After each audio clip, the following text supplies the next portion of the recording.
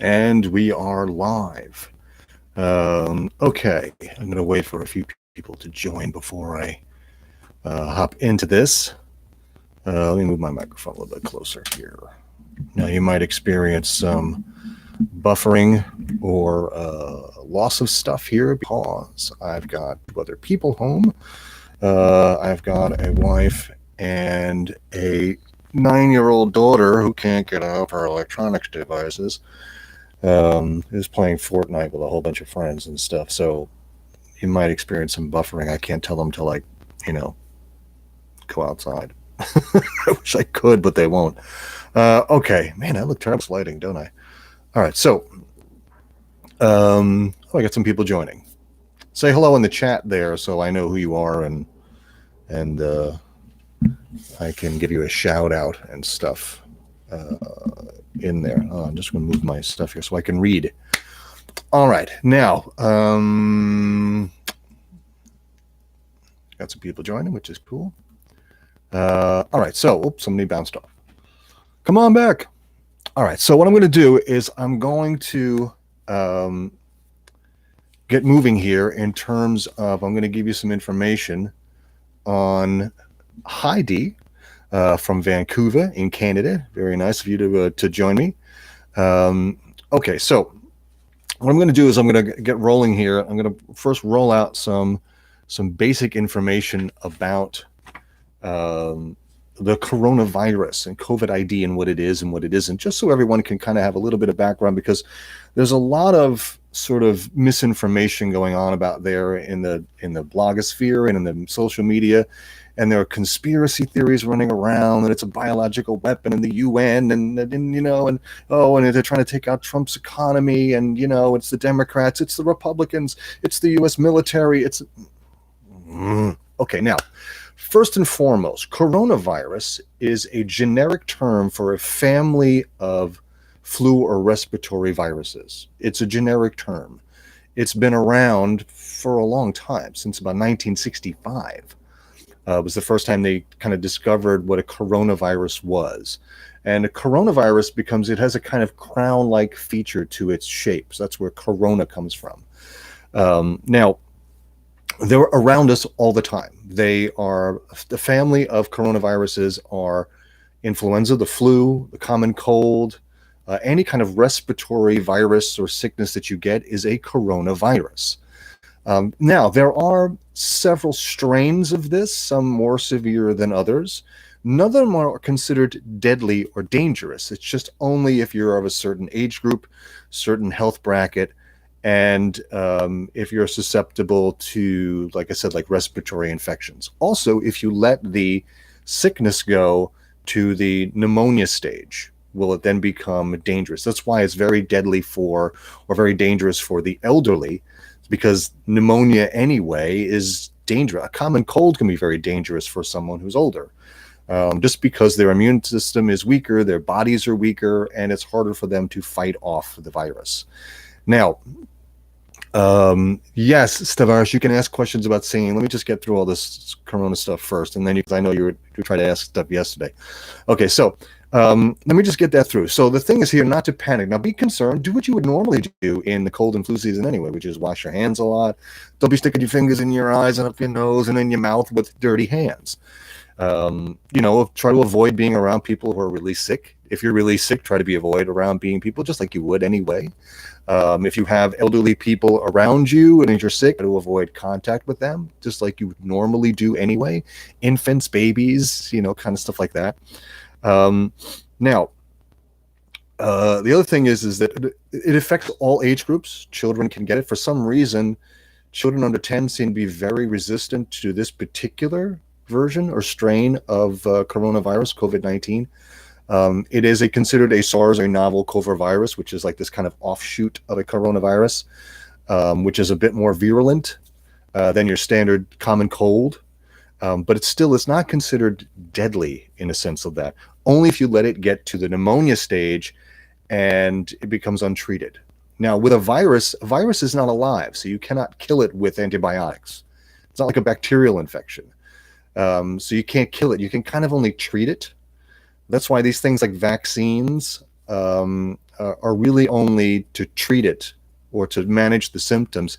They don't really cure it per se, because even for something like Ebola and SARS and MERS, vaccines are still kind of in the trial stages. That's years ago. I mean, SARS was 2012. H1N1 or the swine flu, that was 2008, 2009. They don't have vaccines for those. They have treatments. That's a different thing. Now, why not to panic? Because these things occur every year. Now, you can go and get tested and go, well, you tested positive for coronavirus. Well, coronavirus is anything that's a respiratory infection. You may not have COVID-19. You can test positive for a coronavirus and not have this particular strain COVID-19 of it. You can simply have a common cold and be test positive for coronavirus. So that doesn't mean anything when you see people say, well, the numbers of people testing positive for coronavirus. They could simply have the common cold or any other various numbers of coronaviruses. Now, the reason why not to panic about, they want to constantly throw out all these numbers. 2 more people have died. Now, in a very bad flu season, about 80,000 people die. 80,000. Right now, in this particular current flu season, is about 18,000. There have been 100 deaths from COVID-19. Now, which one do you think you should be more worried about, the flu or COVID-19? 18,000 versus 100. Now, that's not saying the deaths are meaningless. I mean, if it was your grandma and grandpa or whatever, that's a tragic thing. But if you want to look at numbers, which do you think you should be more worried about, getting the flu or getting COVID-19? 18,000 versus 100 I'm talking about the United States. Now, overall, that's out of 327 million people, 100 deaths. And even, whatever it is, 6,500 cases or something like that across the United States out of 327 million people.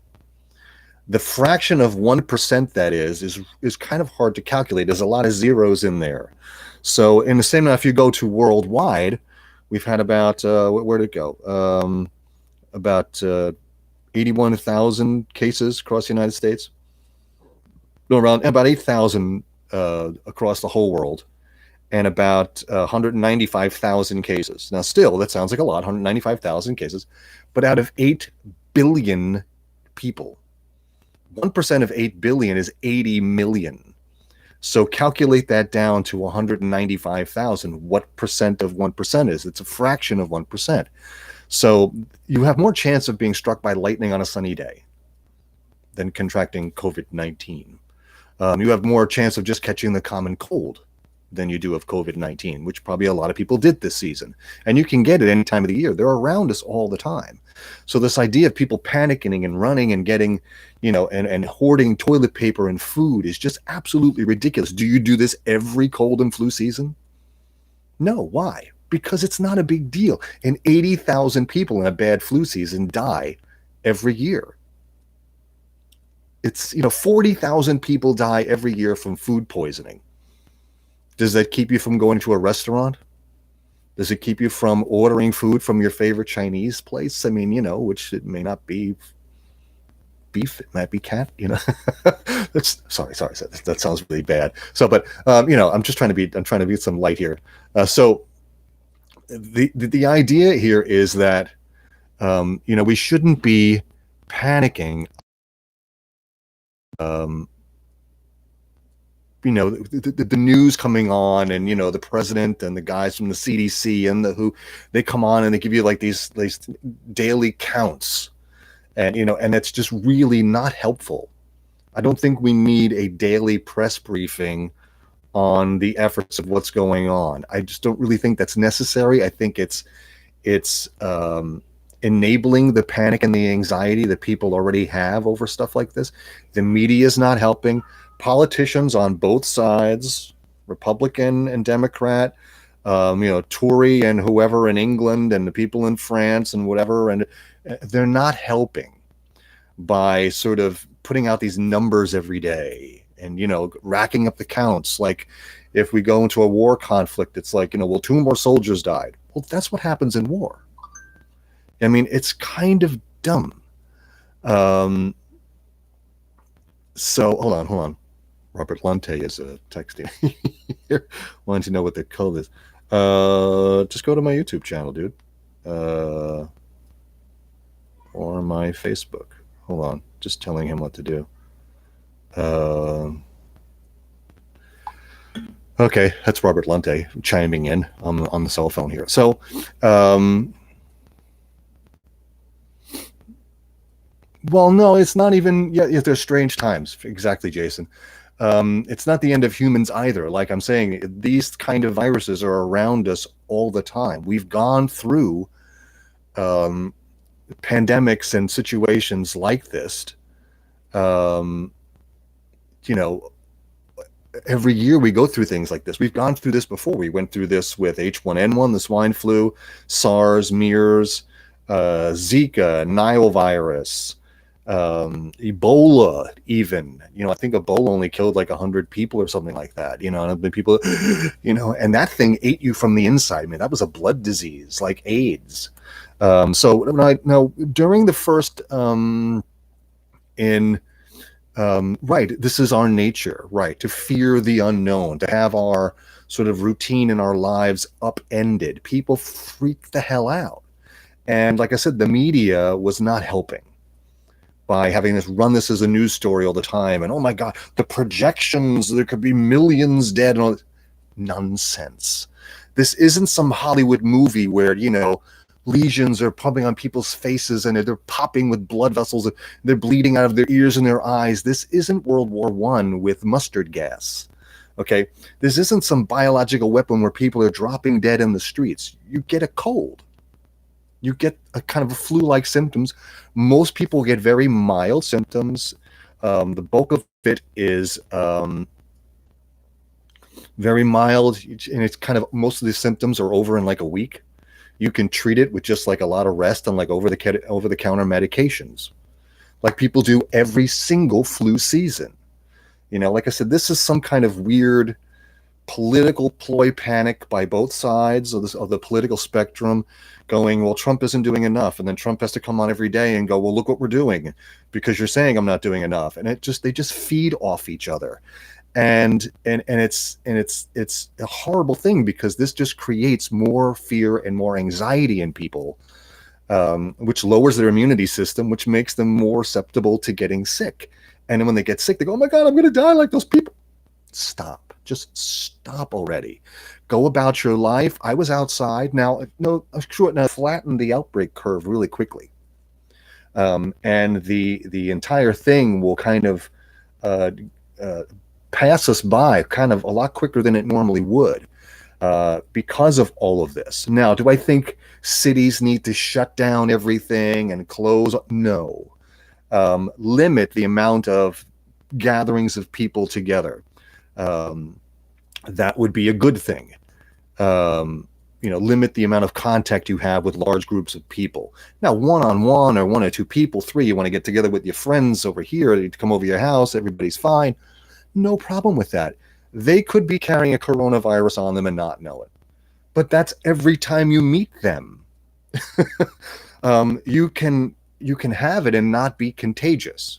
That's the other thing about virology that a lot of people don't realize, is that you could be carrying a coronavirus, the common cold or whatever, and not be contagious, not give it to people.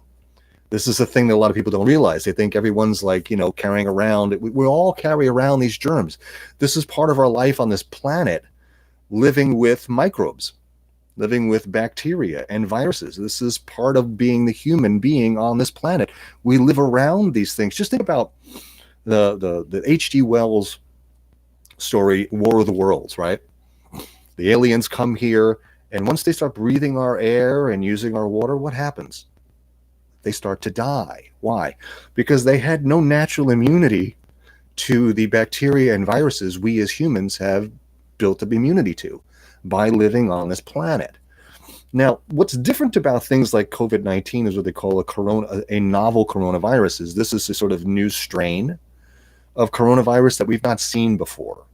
And that's only happened, I think, in the last 2 or 3 decades. We've seen these kind of new sort of weird strains of them. Now, this is going to happen as populations grow. And you have places like China where you have these sort of animal markets, and where the hygiene and sanitation standards aren't exactly up to maybe most of the rest of the civilized or industrial world, where people are buying and selling and eating things like rats and bats and very unsanitary conditions to buy and sell animals. There was a video that was circulating around of a food market in China, somewhere in a Chinese province, and you can see what these animal markets look like. And they're just like, chopping stuff up in the on these wooden blocks in the sun, and you're mixing blood things, and it's out in the open. There's absolutely no hygiene or sanitary standards, and that's how these things can percolate and come about, is because people are not doing the things they should be doing, or maintaining standards that they should be maintaining standards to keep these kind of bacterial and viral infections from sort of cultivating. This is something that China's going to have to take a really hard look at in terms of trying to stem, drinking things like cobra blood and stuff. Humans shouldn't be eating these things anymore. This is 2020. Okay, this isn't the Middle Ages, where we kind of have to eat whatever's around us, because we can't go to the supermarket and get, whatever we want, fresh fruits and whatever, and vegetables, and our chicken and our fish and our shrimp, but we can't do that. So, nobody should be eating food like this anymore. Shouldn't be eating rats, shouldn't be eating bats, shouldn't be eating snake. If you live in a metropolitan area, now Wuhan, where this came from, is a city. It's actually a port city. It's actually on a river. And so this is not like some really weird rural area, where people have to eat whatever is in the local hills. This is a sort of industrialized area. So there shouldn't be a need for these types of outdoor markets anymore. They got rid of them down here in mostly in Chinatown in New York City here. Now you can go into Chinatown, you'll see the seafood guys out there, but we have strict sanitation and hygiene standards for those kind of open air things.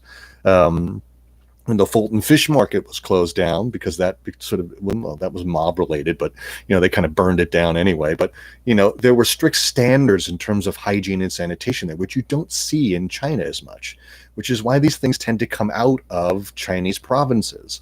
They don't come out of Hong Kong. They come out of mainland China, where, see, Hong Kong is very industrialized because it was run by the British for a very long time. So it's very modernized. I think they've only had it since 1997, right?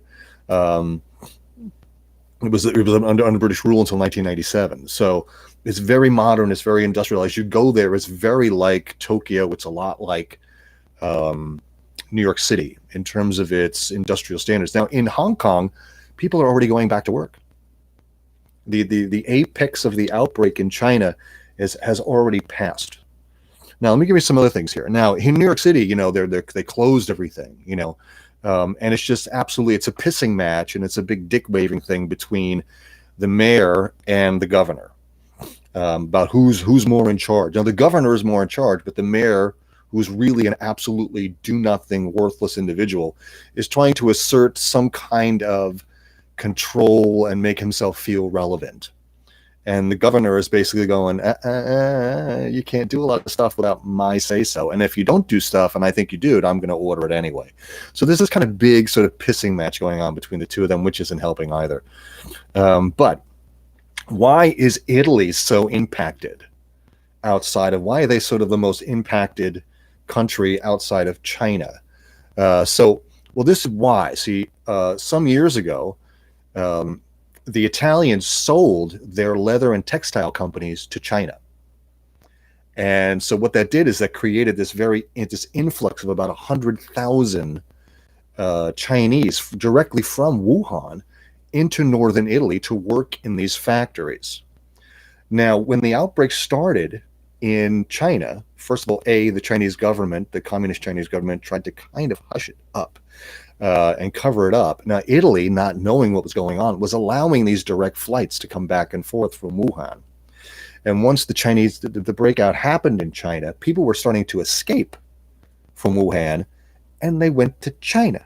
So they went to Italy. They went from China to Italy direct flight. So there's no like going through another airport and screening and all that kind of stuff. Direct from Wuhan, direct to northern Italy. So in that area, in Milan and Rome and that northern part of, not down in Palermo, down in the boot sort of area, Sicily and all that. It's more in the upper one. So, and Italy also has the largest percentage of elderly in all of Europe. Like 23% of their population is like over 70.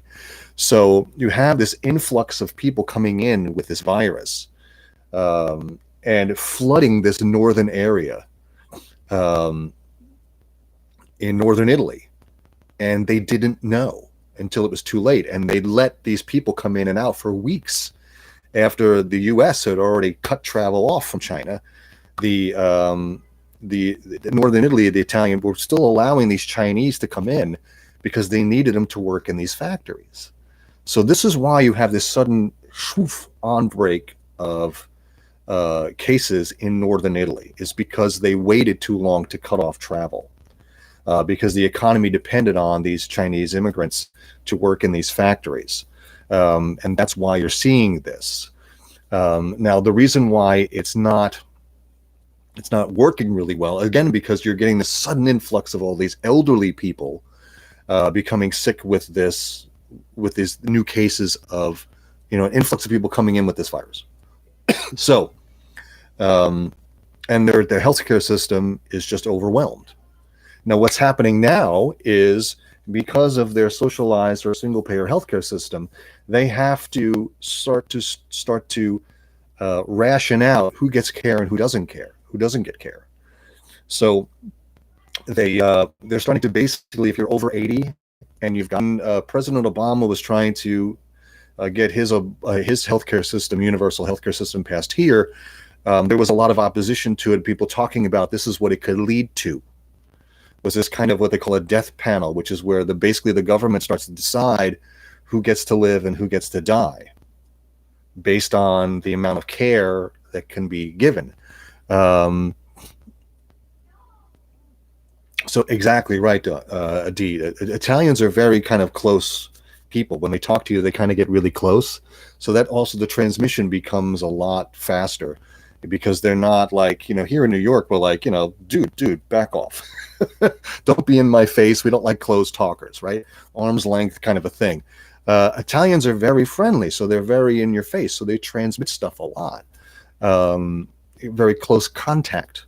And, they're very communal, very, they like to get together in big groups and they go out together. So that's why it's going to spread like that. And they didn't partition people off right away. So Italy basically just dropped the ball in handling. Italy is a really good example of what not to do in outbreaks like this. They're a really good example of what not to do. Other countries around them, like Switzerland and Austria and Liechtenstein and Lithuania and all these other countries around them, kind of immediately closed off their borders. Poland, Russia, they all just went, we're out. Nobody from China's coming in. Israel did the exact same thing. If you come in, though, you're quarantined for 14 days. Immediately, that's why you're not seeing these huge outbreaks in all these other countries around Italy, whether it's Spain or Greece, or like I said, like to the north there, you've got Switzerland, you've got Austria, you've got Germany, France on their western bank. But you're not seeing these huge influxes because those then we're just cutting you off, right? You can't come in from Italy, and we're not going to let people come in from China. And that's exactly what you should do. Now they go to, well, call it, the Wuhan virus or Chinese virus is racist or something like that. No, these types of viruses are generally given a designation based on their place of origin. Like MERS was Middle Eastern. So that's why it's MERS. SARS was another type of coronavirus, which also came from China. H1N1, Zika, West Nile virus. They tend to have geographical things. So saying it's a Chinese virus or a Wuhan coronavirus is actually kind of accurate. It's not anything against the Chinese people or Chinese people. It's just a thing that the medical society does. Virologists do. They give it these kind of place of origin names. Now, be cautious. Wash your hands. Don't stick them in your face if you know whatever. Just like you would normally do and anything else. Now, let's just dispel some myths here. It's not airborne. It's not floating around in the air, waiting for you to breathe it in.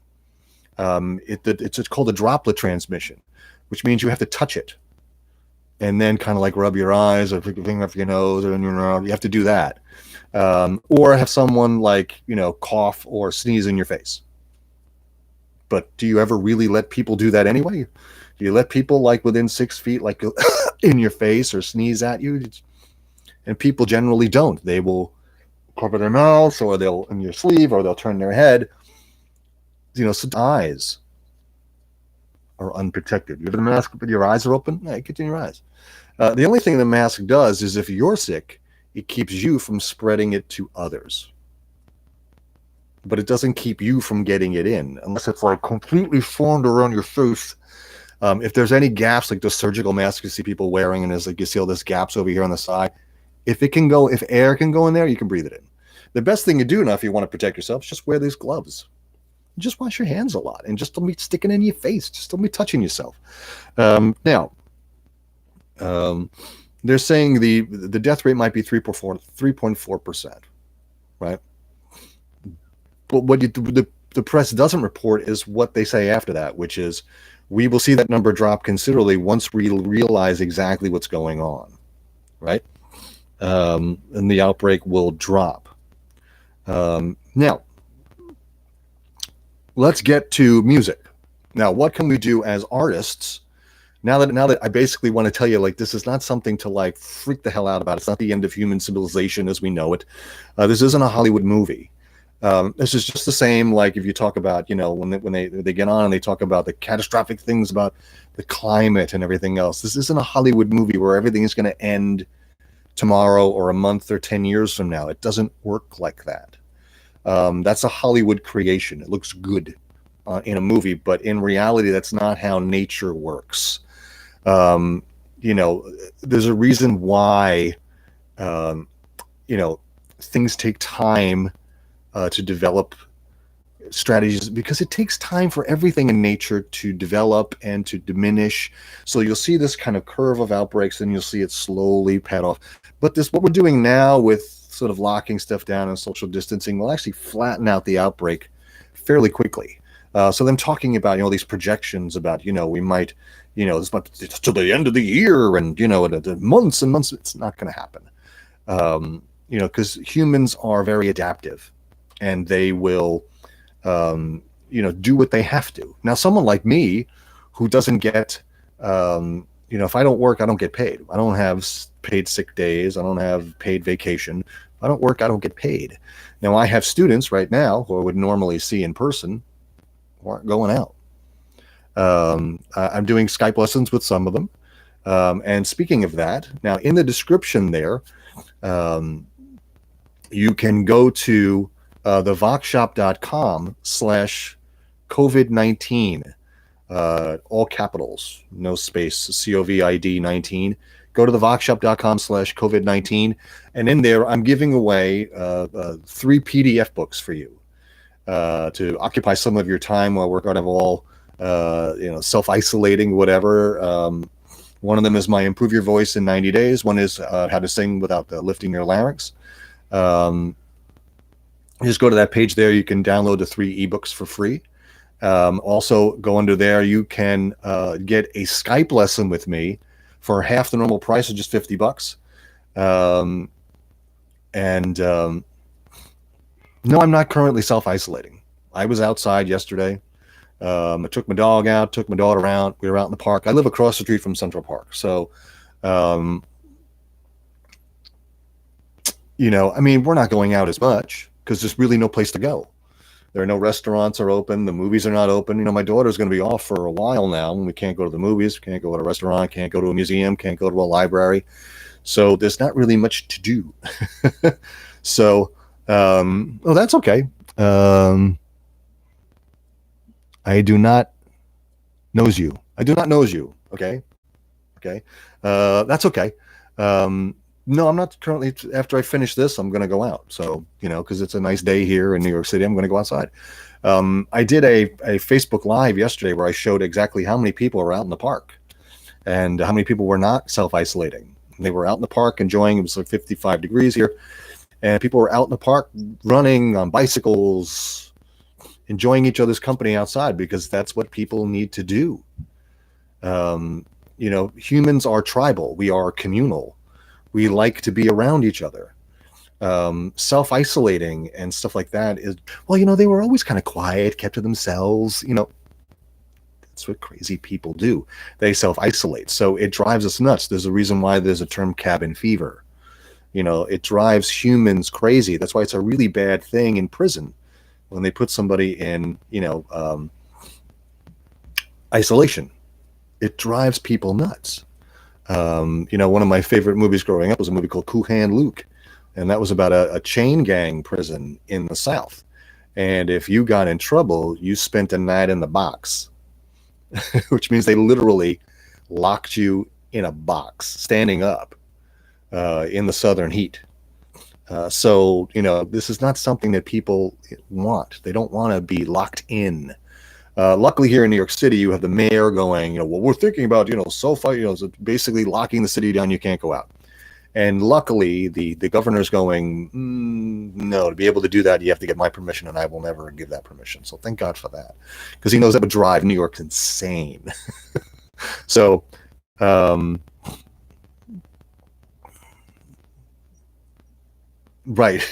right, you'll get people that'll just cough just to get people to move out of their way. Just to get people to give them a seat on the subway. They'll stand there and start coughing, and people will move, and they'll get a seat. People are fucked up like that. So, like I said, the thing is, try not to. And I've been doing this for years. When I give lessons down in the studio here in Times Square, the first thing I do is I wipe the piano down. That's the first thing I do. Is I sanitize the piano, because I don't know whose fingers have been on it and what they've been, where they've been. I don't know where that piano's been since between I played it last. I always wipe the pianos down.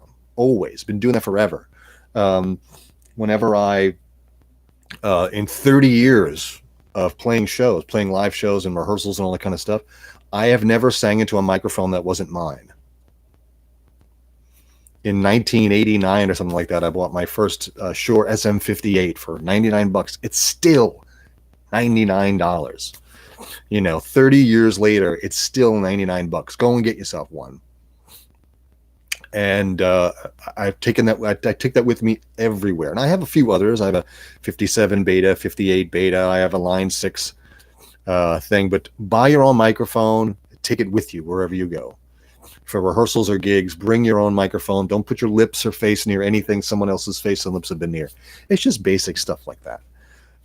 Now, what else can we do as artists as we're sitting here kind of with nothing to do? Well, really good time to, now, like I said, as always, and I don't want to make this seem like this is a shill, but you can always use the link in any of my other videos on here on YouTube and get that 50% off discount to buy my courses. It's a great time while you're inside to start practicing. It's a great time to start learning. That's why I gave away the three ebooks, so you got something to read and you can kind of start boning up on some of your background, how to improve your voice to 90 days. There's a lot of background on the voice and stuff like that. So you can go there and get that. Like I said, that's in the description here. That's the voxshop.com/COVID19, all uppercase on the COVID-19. So you can go and get that. And then you can take a lesson with me for $50, Skype lesson. Okay, here comes Stavros. He wants okay. Okay, no. He so wants me to talk about diaphragm. Okay. Can you explain the concept of diaphragmatic support? What should we do with the abdominal wall? Many say to pull it in, others say to stick it out. Please demonstrate what to do with your stomach in a song. Now, okay. Now, I've talked about this in a couple of other videos. If you look at my video on, belly breathing, myth busting that, stop belly breathing and stuff like that. I kind of explained it in that one, but I'll go through it here. Now, the inhale is a natural part of the human system. When you are performing or singing, you shouldn't be consciously breathing in a lot. And I'll explain why. As you exhale, you are creating pressure here in the upper, what they call thoracic pressure. Sorry about that. Dog hair. So when we contract the muscles here, just above the waistline, the core muscles here, we create what's called thoracic pressure. We create pressure inside the abdomen. Now that pressure cannot go down into the legs because we have a giant hip bone that cuts that pressure off. It goes up into the chest area. Now the only thing that can really be squeezed really easily with that kind of pressure are the lungs. And you're creating a vacuum inside the lungs. You're decreasing the amount of air pressure inside the lungs as opposed to the air pressure outside your body. And what happens is as soon as you release the pressure on your lungs, air outside here is pushed into your lungs. You automatically breathe in. You can try that now with me. Just normal breath, just breathe all your air out and then just relax your body. Do not consciously breathe in and see what happens like this.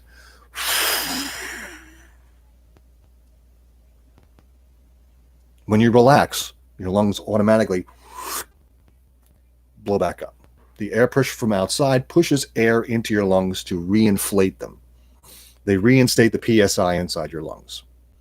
Now that's, I think about, I think it's 4 quarts, a large thing of milk, about 4 of those, and I think 1 or 2 little ones like you would get in school, the little lunchtime school milk cartons. So when you're singing, you don't actively need to suck in a lot of air.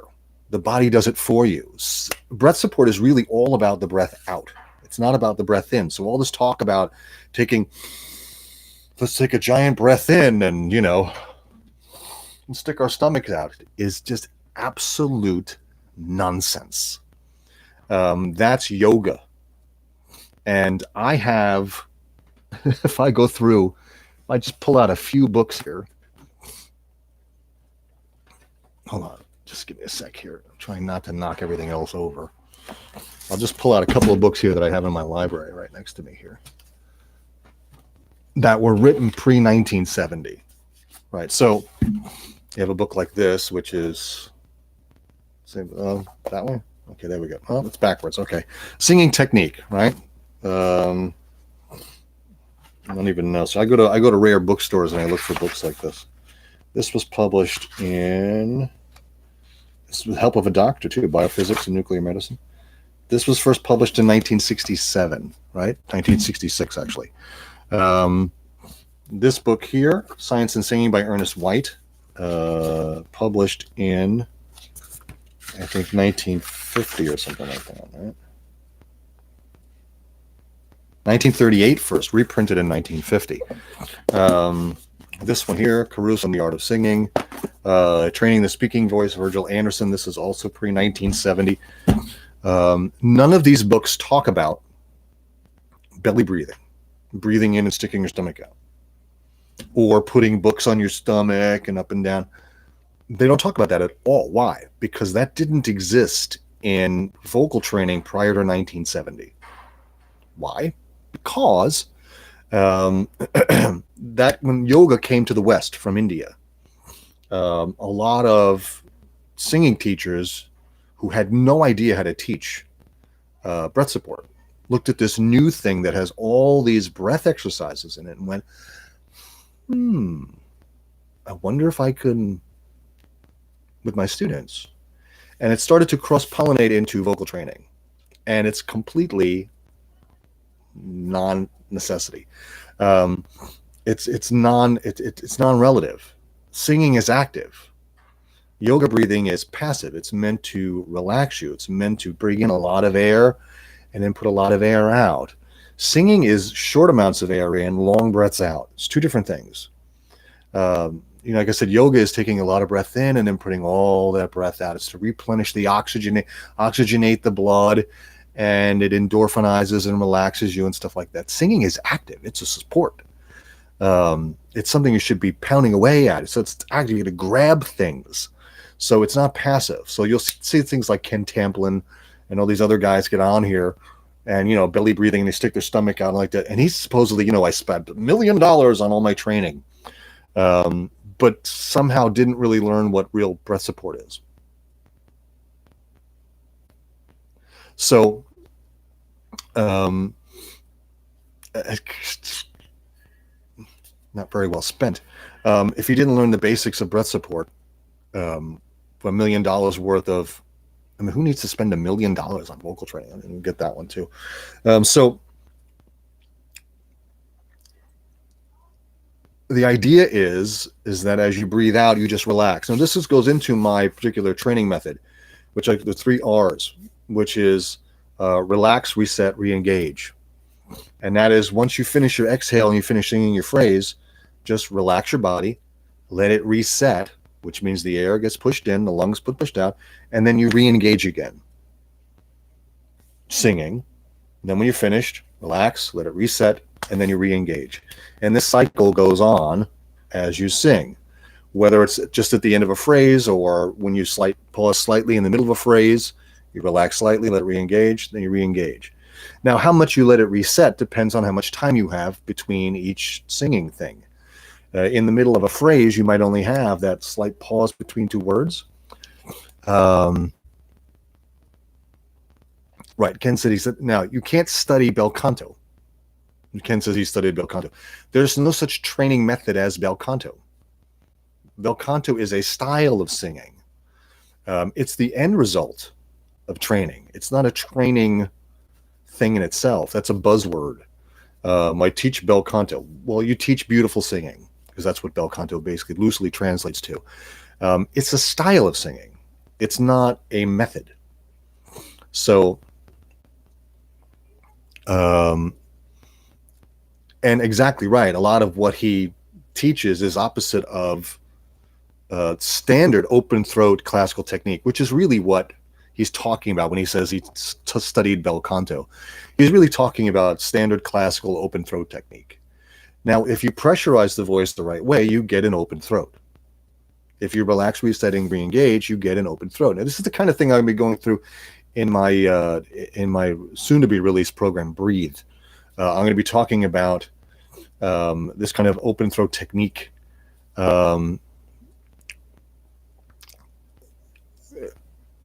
Stavros, nothing. You should do nothing with your abdomen. When you breathe in, your stomach wall should not stick out.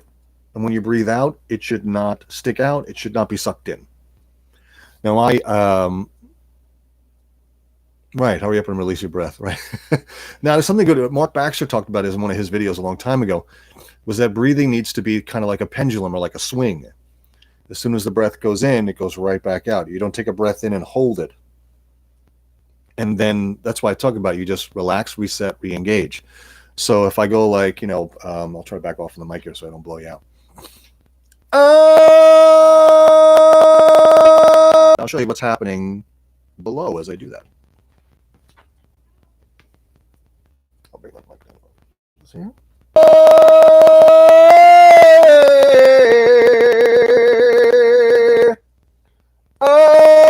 You can see nothing happens.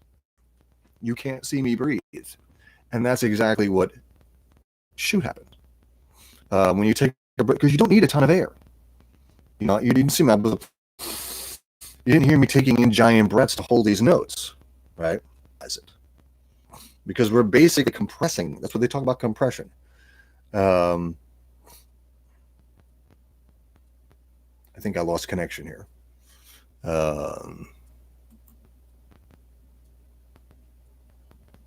Hello?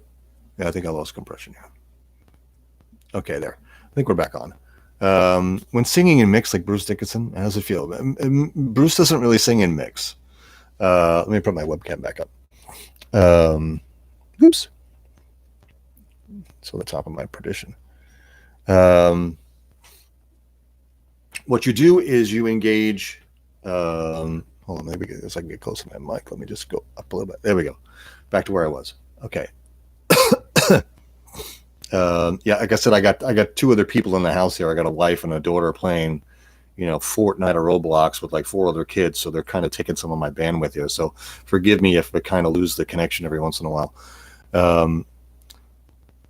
Many say that we should engage our abs. Well, you do in a sense. You engage here, but you also engage here and all the way around the back. Eric Arsenault talked about what he calls a 360 breath, which is kind of like a beltline breath.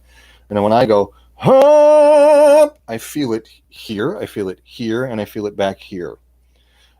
Here's a quick way to kind of figure out how you should kind of get it to go all the way around. Put your hands back here. So take the bottom of your rib cage here, right, and go all the way around the back here. Just put your hands flat like that, right? Do the standing up, sitting down, doesn't really matter. Now just do this. Go. A nice heavy hiss. You'll feel this kind of woof flex of a muscles underneath your hands, right? You'll feel this kind of muscles move, right? That's your pelvic diaphragm. That's the back part of your diaphragm. Your diaphragm kind of goes across your body and then kind of slopes down. That's what you're feeling, this kind of engagement. Well, the engagement is a conscious thing. You are going, you're grabbing, you're grunting in a sense. You're grunting. Now, not the pelvic floor. It's not like you're going to the bathroom like Jamie Vandera says. No one needs to push. Now, I don't fault Jamie because Jim Gillette told him that. And Jim Gillette is no vocal instructor, not even someone you should pat on your voice after. So you'll feel like you should be going to the bathroom to sing high notes. No. No one should be pushing down that much. You don't need that much pressure. Singing high isn't about how loud you are. It's about getting the note right and making sure it feels open and relaxed. It's about pressurizing. Actually, as you sing higher, you're actually focusing the sound more. You're not spreading it out.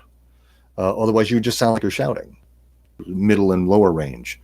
The notes become wider and the frequencies widen out. You actually are narrowing everything as you sing up. You don't want to be engaging more because what you'll do is you'll overload this entire system in here and it'll cut you off. If I engage too much, it chokes you off naturally. I don't have to squeeze anything here. If I do that, it cuts. So you don't need to do that. It's about finding the balance between how much diaphragmatic compression, or what they call subglottal compression from underneath, and how much vocal cord closure. Those two things, like I said, I'll be going over this in the Breathe program, and will be kind of its companion program, Loud and Clear, which will be taking kind of the concepts of the Breathe program and applying it to actual healthy speaking and healthy singing,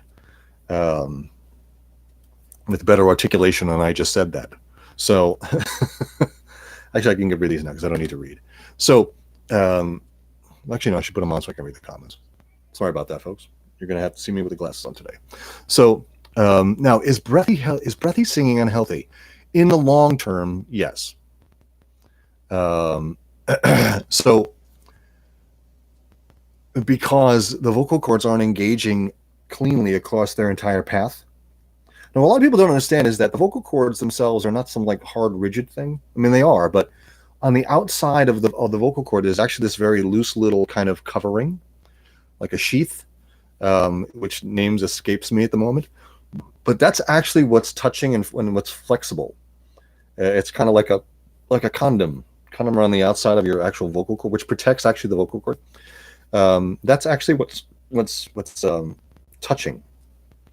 When you have breathy singing, you've got gaps in places, and the vocal cords are working inefficiently. And what happens is the musculature around the outside of the vocal cords have to kind of compensate, and over time that leads to strain and muscular fatigue.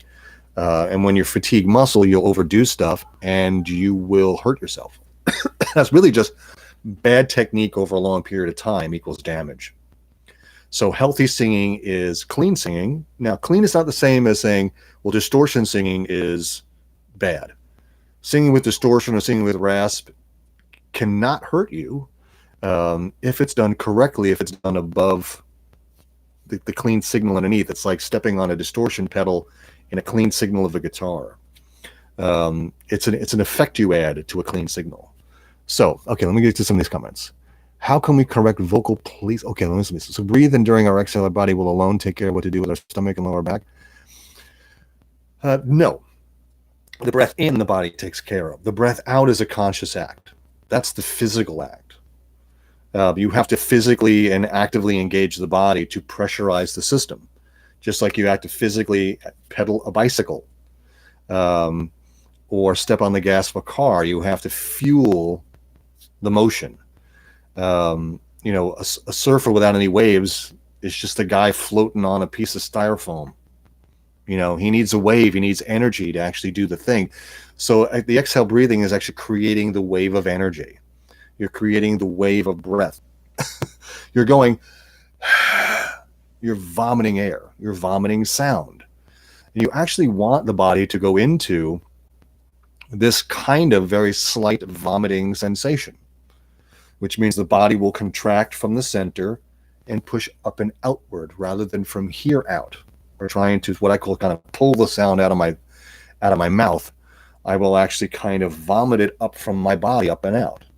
That will engage the body in the correct way. Relax the throat, put the tongue forward, just like you would when you vomit. You cannot no, human growth hormone doesn't do anything with your vocal cords. Yes, you should maintain the feeling of the hiss when you sing. You should feel that same kind of engagement. Now, the heavy hiss that I showed, the sss, like that, you'll never really feel that much engagement when you sing because the air is being converted into a sound wave, so you don't have as much resistance. When you're going sss, right here is creating that resistance, which creates this back pressure, which we feel as pressure in the body. So when you sing, there's not that much resistance. So you will feel engagement, but you'll never feel like, you'll never feel that much. But you will feel something tinging. You'll feel a grab here. Pardon me. I have the window open here, and wonderful spring seasonal allergies are kicking in for me. So, yes, you must have a little bit of abs contraction. You'll feel something grab.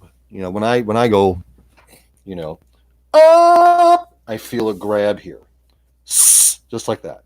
You go, you feel a grab, but it's not really tense, and you don't feel anything tense up here. What you feel is the throat become pressurized because you have a lot of air pressure coming up underneath the vocal cords, which cannot be released all at once. So what air is being released, and the rest of it kind of sits down here waiting to be released. So you get this kind of backup pressure waiting to be let go. Like the water inside your pipes in your bathroom, right? There's always water sitting in the pipe behind the spigot. So when you turn the spigot, the water comes right back out. You don't have to wait for the water to come from someplace up into the pipe and come out of the faucet. As soon as you turn the faucet on, the water comes out because the water is pressurized inside the pipe. So it's sitting there waiting to be released. So when you turn the spigot on, out comes the water. So that's kind of how we want to think about our voices, is we're kind of turning the faucet on and then turn it off. Let it reset and then re-engage, turn it back on again. So we're kind of turning the light switch on, turn the light switch off. Vomit on, relax, vomit again. So this is kind of how you think about singing, is you're vomiting out sound. You're projectile vomiting sound away from you. I don't want it, you have it. So that's kind of how you want to look at this. So no tension. No, the stomach wall should stay flat. You should not be sucking the stomach in. I sat in on a master class with very famous opera diva Marilyn Horne, who's like in her 80s now, but this was about 10, 15 years ago or something. Over here in Carnegie Hall, she used to do these one day around Thanksgiving or so here around the end of November. She would give a free masterclass, and it would sell out in seconds. So one year I was able to get in, and I sat in on this masterclass with Marilyn Horn, and you might see her if you look on YouTube under bel canto singing. You'll see this clip with the guy behind a piano, and you'll see Joan Sutherland, Luciano Pavarotti, and Marilyn Horn all talking about bel canto. I sat in on a lesson with Marilyn Horn. Now, what happens in most master classes is people get up and they sing a piece, and she watches, and then she critiques and tells them what to do differently and all that kind of stuff. And I can't tell you how many people she got up and corrected about sucking their stomachs in as they sang. And she'd cut them off immediately and she'd get, no. Do not stick your stomach in. Because they would be singing and the stomach would be, they would be sucking it in. And she would go, no, stop. When you breathe in, don't stick it out. Suck your stomach in. You're using muscles that aren't needed to be used. That's not part of the exhale process. When you go, do you breathe? Do you suck your stomach in? No. When you breathe naturally standing up, do you stick your stomach way out and suck it in? Do you do this? Stand and just breathe. Do you go, sorry, that's my microphone.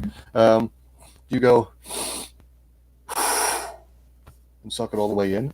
No, you don't. Sorry, dog hair. So don't do that when you're singing. It's not natural. It's not what you do. When you're standing around breathing normally, like I said, do you stick your stomach in and suck it in and breathe it out? No, you don't. So don't do that. And I make this challenge to people all the time.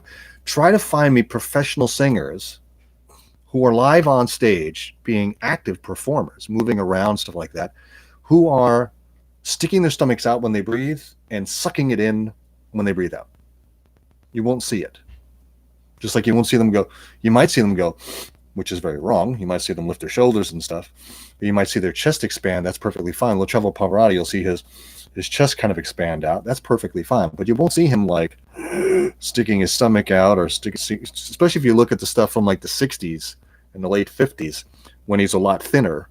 When you can actually see his body, you won't see him like sticking his stomach out and sucking it in. So, okay, let me get to some of these vomits. Okay, the vomiting thing is an imagination thing. You just kind of picture that. I'm just trying to get my sound away from my body, which I tell a lot of my students is when they're practicing, when they're singing, pick an object about 6 feet in front of you and sing at that. That's your target. The old adage, sing to the back of the room. Well, nobody needs to sing that far. Okay. That was for, that's for opera people who are singing without assistance. The rest of us, who are in contemporary, we're using microphones. We have PA systems. We don't need to sing with that much force. We also don't have like an orchestra behind us or down in front of us. In the old days, before they were able to put, orchestras under the stage or behind the performers, they were down on the floor. If you watch the movie Mozart, Amadeus with Mozart, the performer was on the stage and the orchestra is down on the floor in front of them. So like front row is like, 60 feet. It's like 60 feet from the stage. So even just to sing to the first row, you have to project really far, and you're trying to project over an orchestra that's like right in front of you. So behind is a bit better. Or, now in Broadway, it's underneath the stage, so you don't even see them, and everything is mic'd anyway. So, nobody's singing over anybody anymore. But that was the idea of like sing to the back of the room. That's because you had to sing over an orchestra. But you don't need to sing with that much power. It's not about how loud you are. It's about getting the note right.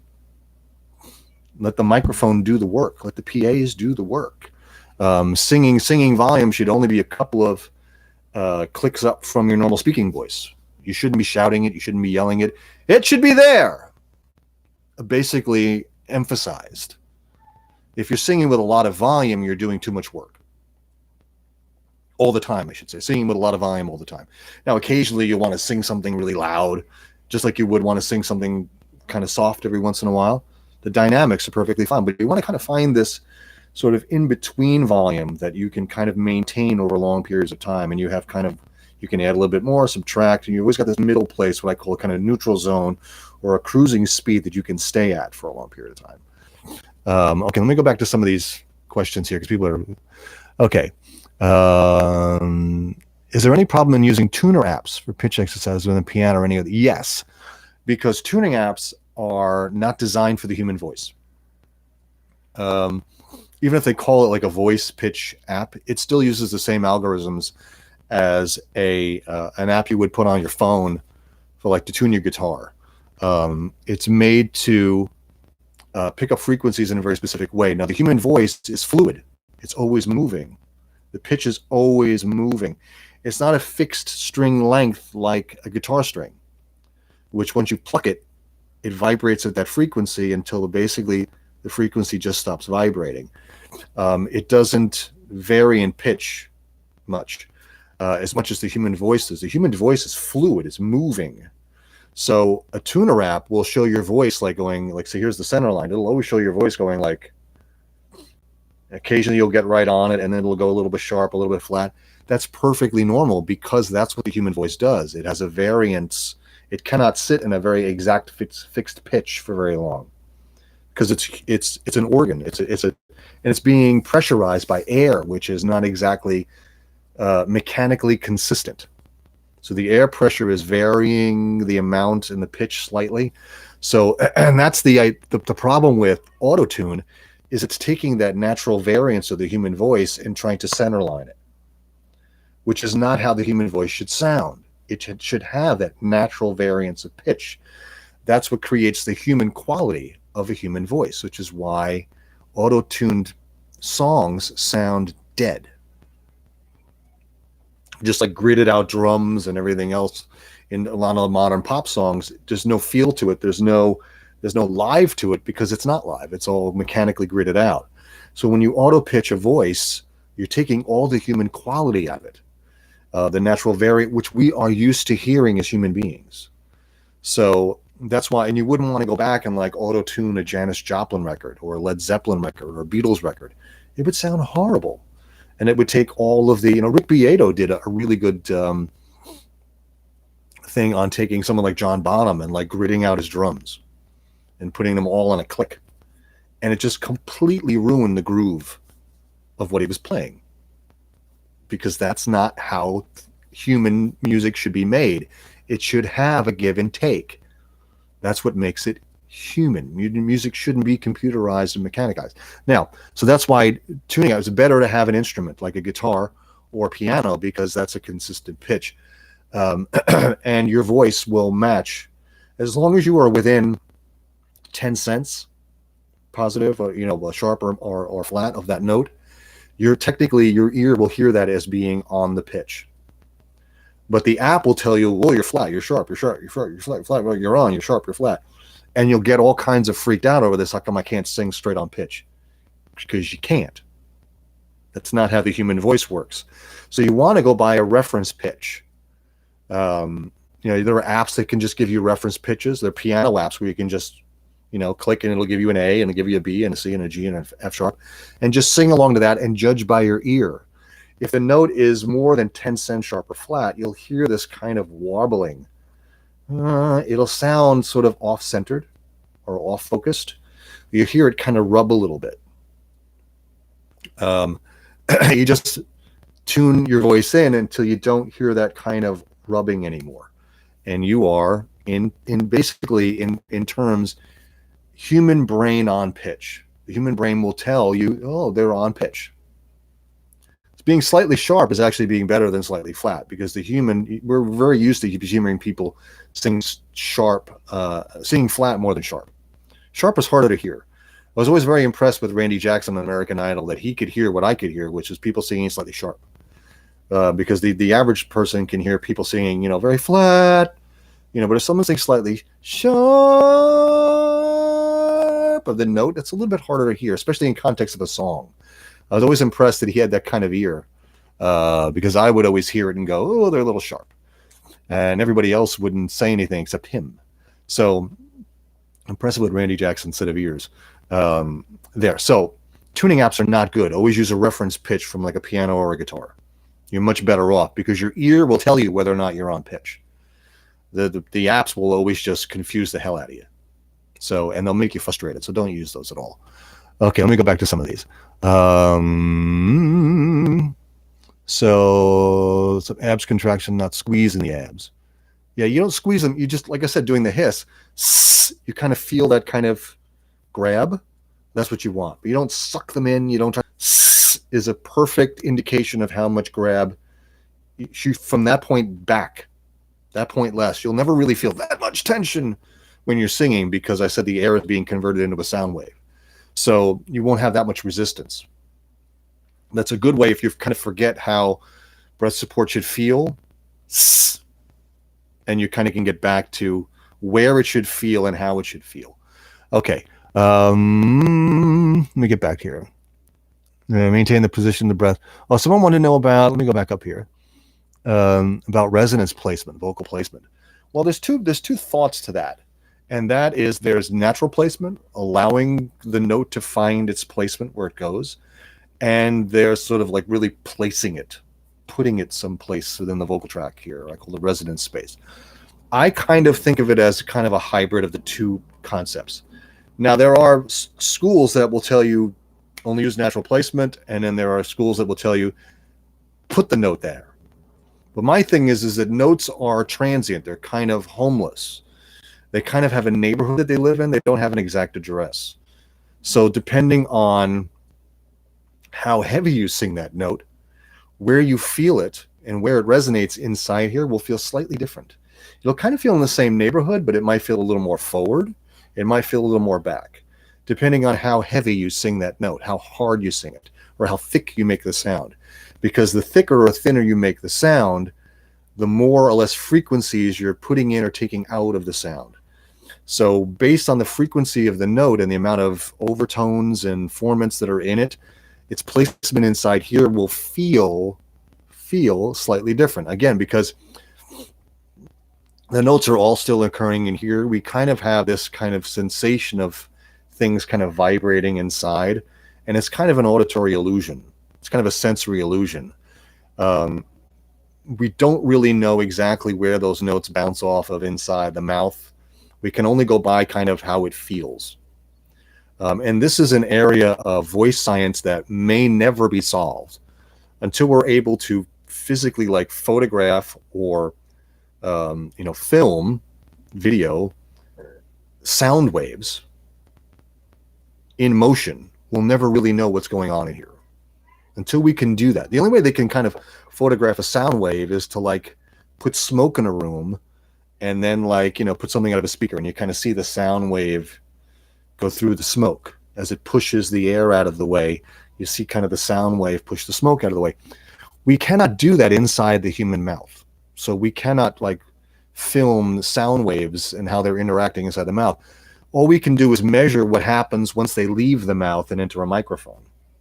But we don't really know what's going on in here exactly. So a lot of what goes on with resonance and all that kind of stuff is somewhat of a mystery. We can only kind of judge it by what we record and the frequencies and overtones that are happening. But where kind of stuff is bouncing off of in here is kind of a mystery. So we can only go by what we feel, where it feels. So I'm kind of an idea of you kind of want to make sure it's in an area, in a certain neighborhood, but don't try to like always stick it in one spot all the time. Kind of allow it to go into the neighborhood, monitor what neighborhood it's in, and then kind of let it kind of sit around and hang around in that kind of be a little transit, a little homelet in that area. I call it boxing, which is you kind of put the notes in a box and they can be anywhere inside that boxed area, depending on how you sing that note, the word that you're singing, and the dynamic intensity that you're singing at. It will feel slightly upper or a top, middle, or notes will always feel here. Middle notes or darker vowels will always feel kind of back here towards the back ear, and low notes will always feel like in the jawline or under the chin. Don't try to sing a low note up here, and don't try to sing a high note down there. They don't belong there. It's not their neighborhood. That's not where they live. They need to kind of congregate in their known neighborhood. But where they live in that neighborhood varies. So they're kind of like a homeless person, kind of like they could be on this corner or they could be on that corner, but they're always kind of on the same block or in the same neighborhood. That's kind of how I look about residence placement, is they kind of have a neighborhood that they live in, but not an exact address. But where they go exactly is up to, there's a lot of variables involved in that in terms of the words you're singing, how intense you're singing. They will move around a little bit in that area. So can we get to this? Some of these other questions.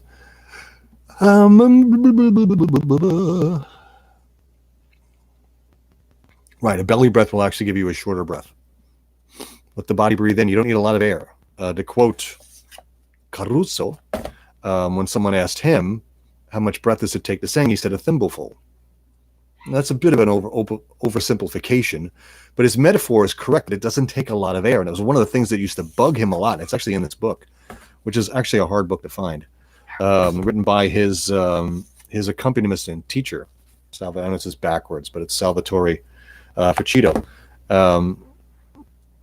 Salvatore Fucito. This is actually a really good book on Caruso and how he sang and stuff like that. He used to go and watch other singers, and it would drive him nuts how none of them knew how to sing. Even Marilyn Horne in a master class said that like 90% of the singers you'll see at the Metropolitan Opera House, 90% of them don't know how to breathe correctly.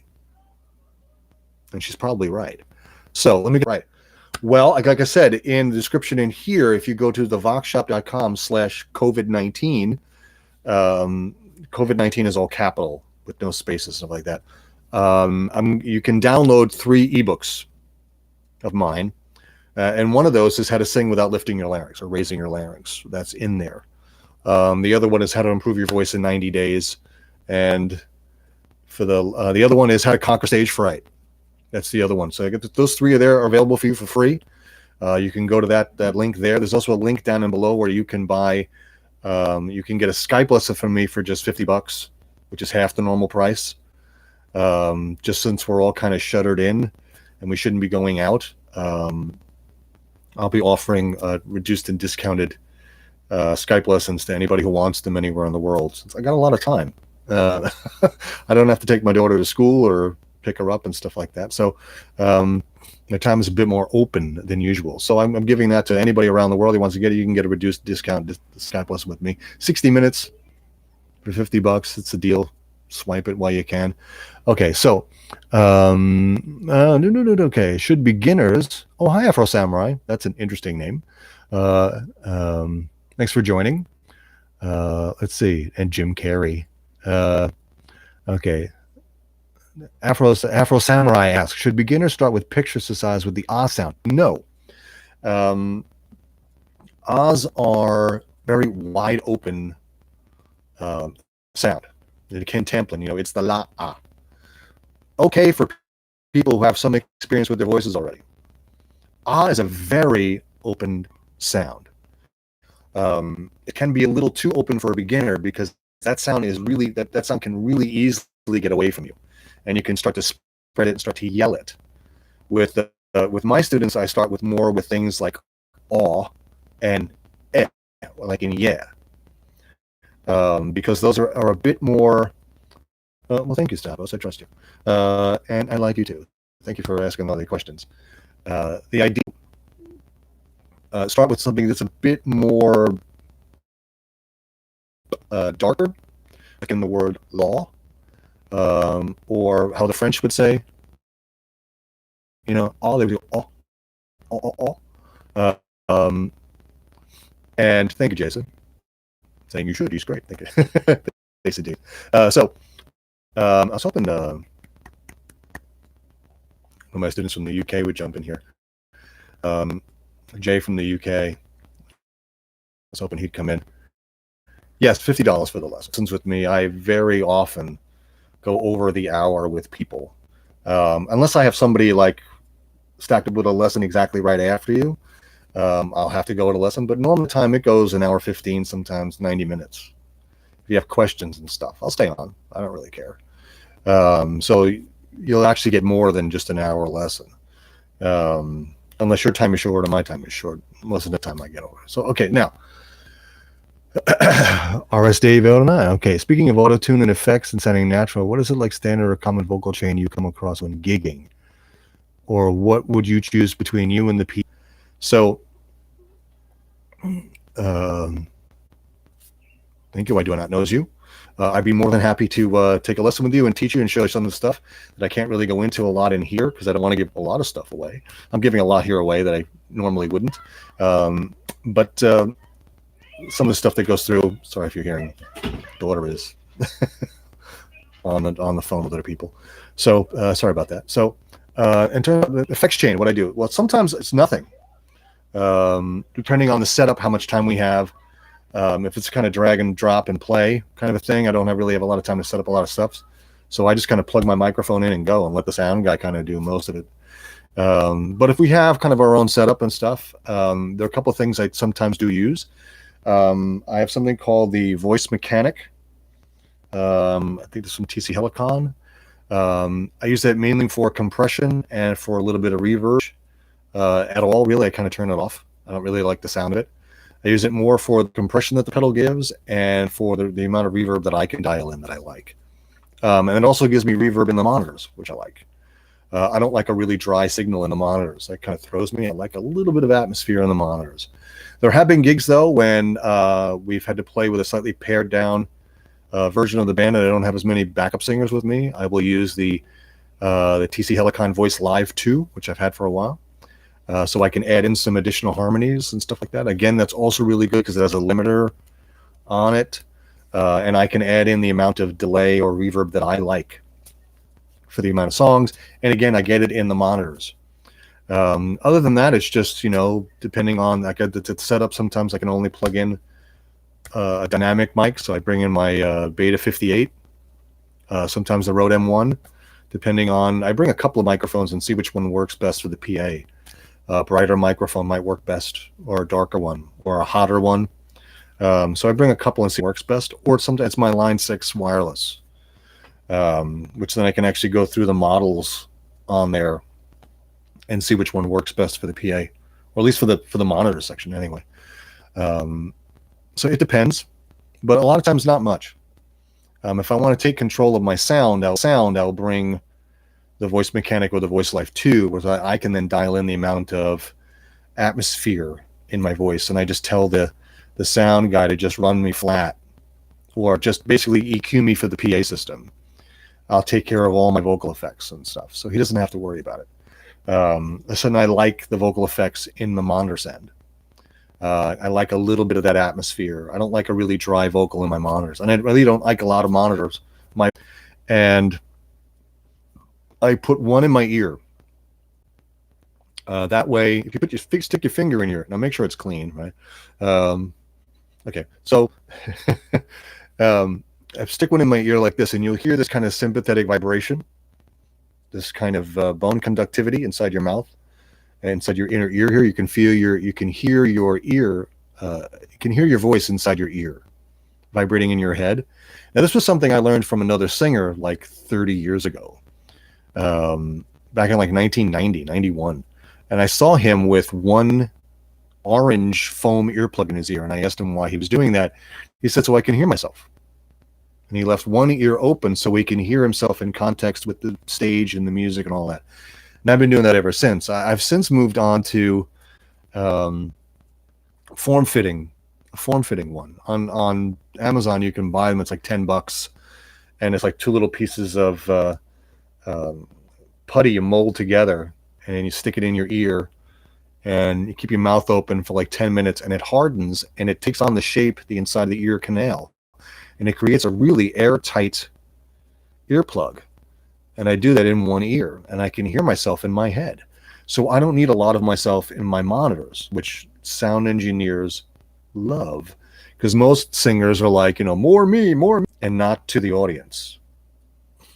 You can become distracted by the sound of your own voice in your monitor, and I don't like that. I like to kind of have a somewhat PA mix in my monitor, a little bit of all the instruments with my voice mixed in. So it kind of sounds like a record coming out of my monitor. I don't like just hearing my voice out of a monitor. That's really distracting. So not a lot in the chain. Um, why desperate go-to technique is the cry technique. Okay, why are people talking about the cry technique a lot? Because it's an easy technique to employ. You can do it a lot. You can cry. It's pharyngeal. It's a pharyngeal technique. It thins out the voice. It takes the pressure off. The problem is do you really want to sing like that all the time? It's a nice it creates that edgy. It thins out the sound.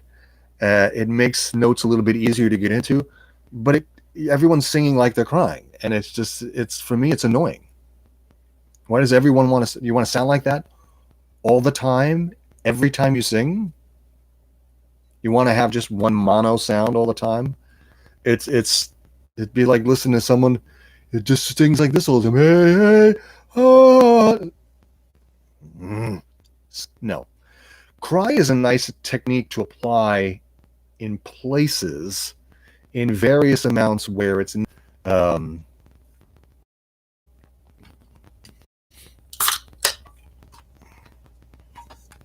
okay. I know I buffered there for a second. Like I said, I got two other people pulling up my bandwidth here. So cry is a nice technique to apply all the time, because you'll just sound like Axl Rose all the time. I don't, and he doesn't even need to sing like that all the time. He just does. He got really good at it. But even when he sings low, he says, "Oh, November rain." He doesn't need to. But that's kind of, so he sounds like that. Rob Halford of Judas Priest applies that sound. He doesn't always sing with it, when he's so cry is okay, but sparingly. That's kind of like the new buzzwordy thing to use. Is kind of has qualities of both and in it. It's kind of a nice neutral sound. Yeah, because you can lean it to I can go I can make it brighter. I can go and make it more classically dark. It's a nice kind of in the middle neutral sound. It's actually a technique that I use to get people to learn how to sing past the break, which I will not go in here. That comes in a lesson. Okay, now advocate people take some lessons. Even if you kind of want to do most of your, let's say, learning at home. Let's say you buy one of my vocal courses. With a vocal course you pay once. With singing lessons you're paying all the time. But the benefit that you get from an in-person lesson, less of this, a little bit more of that. You're kind of doing this right, you're doing that wrong, and it shortens the learning process. It exercises up and down, and gave an explanation of what the exercise is. So, I don't know how many people are on. Yeah, the buffering is going on. With the swine flu, and so I did a lot of research and read a lot of stuff about virology and bacteria and viruses, and I gave a lot of stuff at the beginning of the stream about all that kind of stuff and why you should be concerned like you normally would in cold and flu season. I thank all of you for hanging around and asking the great questions and listening to what I had to say. And I hope I can do this one again. I'm going to try to do more of these now with everybody sort of quarantined in.